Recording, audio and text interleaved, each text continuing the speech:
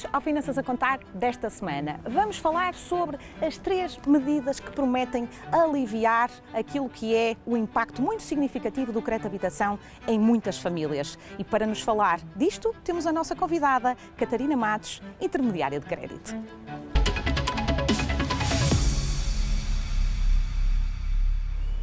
Olá, Catarina. Bem-vinda. Olá, Karina. Foram implementadas medidas recentemente que são muito importantes. E a primeira medida tem como objetivo reduzir aqui e estabilizar as prestações. Como é que isto acontece na prática? Bom, como nós sabemos, recentemente foram anunciadas algumas medidas pelo nosso Governo com vista a fixar e estabilizar a prestação por um período máximo de até 2 anos, a prestação do crédito de habitação das pessoas que pretendam aderir a esta medida. É verdade também que um dos principais objetivos passa por mitigar aqui este efeito nefasto do aumento constante do indexante, que tem estado constantemente, portanto, a subir, e tem como principal objetivo também evitar que as famílias portuguesas entrem em incumprimento, mais ainda em incumprimento, como aconteceu, como nós bem nos lembramos, não é? Nos anos 2008, 2009, portanto, no seguimento do subprime, e, portanto, o que tem acontecido é que quer o próprio Governo, quer, portanto, as próprias entidades mutuantes, em conjunto, têm encontrado aqui medidas que permitam, então, mitigar esses efeitos que são nefastos, como nós sabemos, e que têm sido vistos com muito bons olhos. Existem mais medidas e já lá vamos, mas primeiro queria porque é uma dúvida que poderá ser partilhada com os nossos telespectadores, que é esta questão do indexante, que é aplicar um indexante, tem aqui um desconto de 30% nos encargos dos juros. Há muitas dúvidas sobre isto. Como é que é isto na realidade? Bom, é assim, já muitas informações têm surgido e eu, curiosamente, tenho visto algumas delas e algumas contrariamente erradas e, portanto, é preciso ter muito cuidado com a informação que se passa. E, aliás, estas medidas podem ser consultadas publicamente. Bom, de forma assim muito objetiva, para que toda a gente e os telespectadores possam perceber. O que vai acontecer na prática é que, e antes de explicar a questão do desconto, ou se é um desconto, ou se é um alívio, é importante perceber que quando se faz um financiamento, há aqui uma componente que é a componente de juros. E o que é esta componente de juros? São aqui no fundo, dois ingredientes. Por um lado, o indexante, que é o tema da ordem, não é? Que é a chamada Euribor. A chamada Euribor, e que se tem falado muito, portanto, no indexante a 6 meses, que é esse que está aqui em questão. E depois o próprio spread, que é, na gíria, vamos dizer assim, é a margem do lucro do banco. Okay? Portanto, esta medida que foi recentemente anunciada tem como objetivo fazer o quê? Haver aqui uma redução em apenas 30% deste indexante. Portanto, vamos imaginar que o indexante hoje se encontra, por exemplo, em 4,1%. O que vai acontecer é que este desconto, ou este alívio, que eu não gosto de chamar um desconto, porque na verdade não é um desconto, mas este alívio em 30% é apenas 30% destes 4,1%, que na prática vai andar aqui muito aproximadamente na ordem dos 3%. Onde depois vamos ter que somar o spread, que também em média o que se pratica neste momento é à volta de 1%.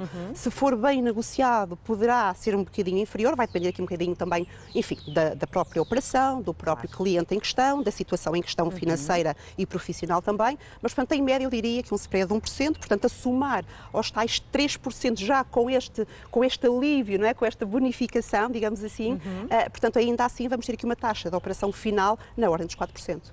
Falou aqui neste detalhe que é importantíssimo nós falarmos que há aqui uma redução, ou seja, a margem do banco continua, o spread continua, o que não quer dizer que as pessoas não possam negociar o spread, verdade, Catarina? Sim, o spread vai existir sempre. E é engraçado, eu já estou nesta área há muitos anos e quando no passado se praticavam spreads muito baixos, havia economistas e entendidos na matéria que diriam que nunca mais voltaríamos a verificar esse tipo de prática. Não é verdade. Claro. Portanto, há muita competição dentro daquilo que é a banca na generalidade e, portanto, quando estes cenários surgem, a tendência natural é os próprios bancos oferecerem aqui condições mais vantajosas para continuarem, no fundo, a conceder crédito às famílias. Claro que para as famílias isto é é maravilhoso, porque se por um lado temos os apoios do Governo e se por outro lado temos também os próprios bancos a facilitar, portanto reduzindo aqui também a margem de lucro, as famílias acabam por sair beneficiadas, não é? Mas também há aqui uma nota importante, Karina, que eu gostaria de referir, que é esta negociação e esta margem mais elevada ou menos elevada também tem muito a ver com a capacidade que o cliente tem ou não de se fazer munir de profissionais que o ajudem a negociar estas condições junto do seu banco ou de outra entidade atuante. Aqui é muito importante também referir que o que, de certa forma, não vai ser pago agora, vai ser pago depois mais tarde, não é? Isso é certo, isso é bem certo, claro. Ou seja, muita gente tem falado nos apoios, não é? Portanto, nestas medidas, e aquilo que eu tenho dito noutras entrevistas é que trata-se apenas e tão somente de um alívio que vai acontecer durante um período máximo de 2 anos e que alívio esse, cujo desconto o cliente vai ter que pagar mais à frente. Está bem? Portanto, não é nenhum desconto. E muitas pessoas, quando estão em dificuldade, é normal que se agarrem a isto e que achem, ok, eu vou ter aqui um desconto, então deixamos já aproveitar, mas têm que perceber que mais à frente este valor que não foi pago hoje vai ter seguramente que ser pago. E, portanto, a verdade é que existem outras soluções que os clientes devem procurar e que se calhar serão mais vantajosas do que esta própria medida do Governo.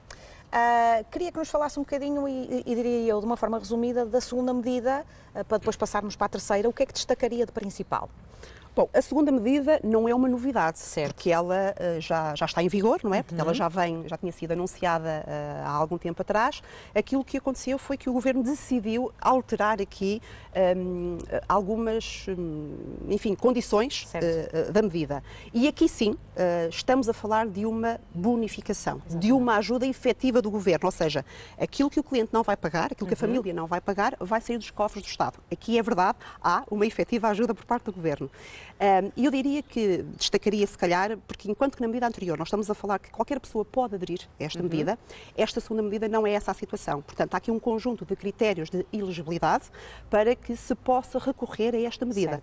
Nomeadamente os rendimentos, portanto, estará elegível para famílias ou agregados familiares que se encontrem até ao 6º escalão, portanto, que dá qualquer coisa como 36.600 e qualquer coisa euros, portanto, anuais. Depois tem a ver também com, esta medida só se aplica para financiamentos para a aquisição de habitação própria e permanente, cujo financiamento não pode ultrapassar, na altura em que foi concedido, os 250 mil euros. Depois, estamos a falar de um financiamento também que não pode, portanto, o período que falte terminar, okay, tem que ser superior também a 5 anos. E depois há aqui um conjunto há aqui alguns escalões, digamos assim, e que tem a ver com a questão da própria taxa de esforço, ou seja, só é aplicável em famílias que se encontrem numa situação de taxa de esforço superior a 35%. E depois há aqui 2 escalões também que as pessoas se podem informar para perceber se estarão ou não elegíveis para isso. E pegando agora numa terceira medida que também é importante, que acaba por ser um bocadinho associada à Comissão do Reembolso Antecipado, aquilo que foi alterado, corrija-me se eu estiver errada, é que aumentou até 2024. Portanto, nós tínhamos a não cobrança dos 0,5% para a taxa variável ou 2% para a taxa fixa até 31 de dezembro e passou para 2024, é isto, não é? É isso mesmo. E esta medida é uma medida também muito importante. Portanto, os portugueses podem perfeitamente recorrer a ela se pretenderem fazer amortização, e para que percebam o que é isto, a amortização, que eu acho que são conceitos tão... assim, uma das coisas que os nossos clientes dizem quando nos procuram tem a ver com a literacia dos bancos. Certo, falar a linguagem, não é? Em perceber o que é isto, a amortização. Quando se faz um financiamento, assina-se um contrato. E este contrato tem condições. E uma das condições que fica definida em contrato é que eu vou pagar o meu financiamento por um determinado período de tempo. Se eu quiser pôr fim a este contrato antecipadamente, eu tenho uma cláusula penal. Portanto, que é o que nós chamamos a penalização por amortização antecipada. Face a esta medida, que foi implementada recentemente, aquilo que vai acontecer é que os portugueses vão poder fazer esta amortização total ou parcial sem ter que pagar esta penalização. Quando se fala em penalização, as pessoas ficam muito assustadas, mas é preciso perceber, e dando aqui um exemplo, se eu tiver hoje, imagine, 10 mil euros que recebi uma herança ou vendi um terreno, enfim, e que não saiba muito bem o que é que vou fazer com estes 10 mil euros. E esses 10 mil euros podem ser aproveitados para... Podem e devem. Claro. Ok? Se calhar há 2 anos atrás eu não diria isto, porque as taxas de juros estavam negativas e, portanto, isto não faria muito sentido. Da forma como as taxas de juros estão hoje, eu aconselho todos os portugueses, sempre possível, que possam fazer esta amortização. Porque estes 10 mil euros, o que vai acontecer é que a penalização é de apenas 500 euros. Certo. E se eu não aplicar este montante, aquilo que vai acontecer é que no final do contrato eu não só vou pagar estes 10 mil euros, como vou pagar mais cerca de 8.500 euros em juros. Claro. Para terminar, mesmo para fechar, quando é que esta medida entra, quando é que estas medidas entram em vigor e os portugueses podem começar a utilizar? Muito bem. Portanto, a medida foi anunciada recentemente, já foi promulgada pelo Sr. Presidente da República e, portanto, ela vai entrar em vigor a partir do dia 2 de novembro e, a partir dessa altura, todas as famílias, todos os portugueses podem, aqui, na minha opinião, 3 formas de o fazerem. Podem dirigir-se à sua agência bancária e submeterem o pedido. O banco vai ter aqui, obrigatoriamente, 15 dias para dar uma resposta e o cliente depois tem 30 dias para dizer se vai aceitar ou não a proposta que o banco fez. Pode fazer este pedido também de forma digital, portanto, no site do banco.